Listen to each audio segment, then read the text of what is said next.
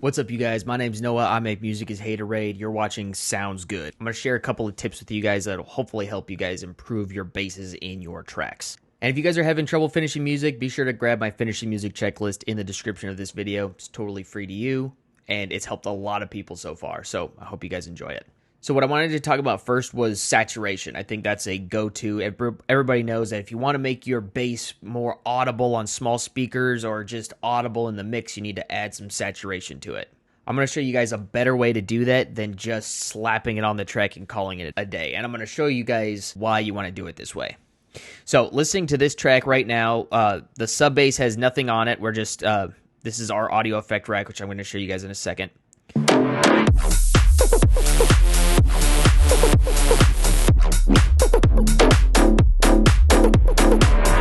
See, you can't really hear it. Make sure if you guys aren't listening on headphones, this is a sub bass tutorial, so you want to listen to something that has a little bit of sub bass in it. If you've got like some studio monitors or a nice set of headphones, I'd put those on. If you're just watching on your phone, you might not hear any of this stuff. So this is our sub bass on its own. You can hear it's fine, but we want it to be a little bit more audible. It's not really audible in this mix. So this is typically where people would just slap a distortion on and call it a day. But that's what I did down here, and you could hear it. It sounds better.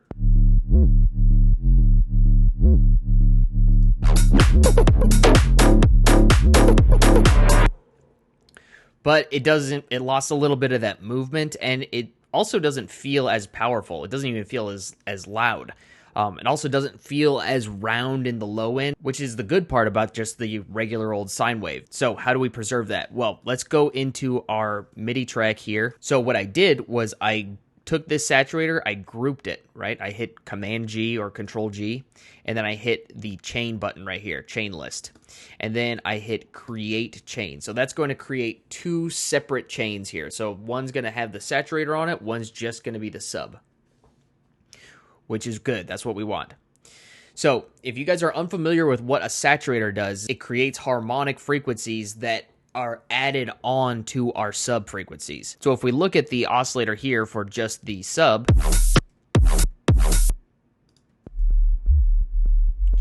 see, that's pretty much all we're getting.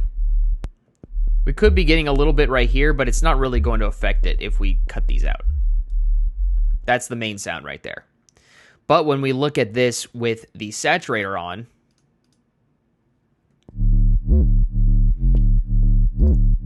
you see we have all these extra frequencies. Or the more intense method we use, more harmonic frequencies are created. Real quick, guys, too, I want to mention that if you want to support this channel, you can head over to soundsgoodrex.com and grab our Clouds Volume 1 sample pack. Go check it out if you want to support the channel, and there's a free demo of it too if you'd like to try it out. So head over to soundsgoodrex.com and check it out. So what we're going to do is we're going to take an EQ here, and I'm going to cut the frequencies, let's say like roughly around 90 hertz, right around there. And I'm going to high pass the saturated signal. So then what I'm going to do is I'm going to grab this EQ and drop it on our clean sub chain down here. And then I'm just going to flip this curve to a low pass. So now we have a distorted side and a non-distorted side. And this is going to allow us to keep that round low end from the sine wave clean while still having that distortion in the upper registry. And you might be thinking, it probably just sounds exactly the same. Matter of fact, let's flip back and forth so you can tell the difference. Now, you might be thinking that these sound really similar. Like, what's the difference? Why should I even care? I've got an oscilloscope on both of these channels here. And when we look at the one with just the saturator on it with no frequency split, check out the levels. Getting pretty steady, like right there, like no movement, like there's no jump in amplitude there. Not a very dynamic signal, right? Which is something you would expect with a saturator just cranked up plus 14 dB. But let's jump back over to our other sub with the exact same settings, just frequency split. Look at this.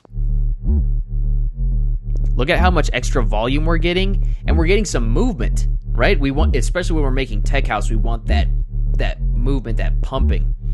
And that's created just by our our envelope here, we got the decay at like 667 milliseconds, so it's pumping a little bit. And that's what we want. We want to have that movement there. And we lose all of that movement down here if we just slap a saturator on it.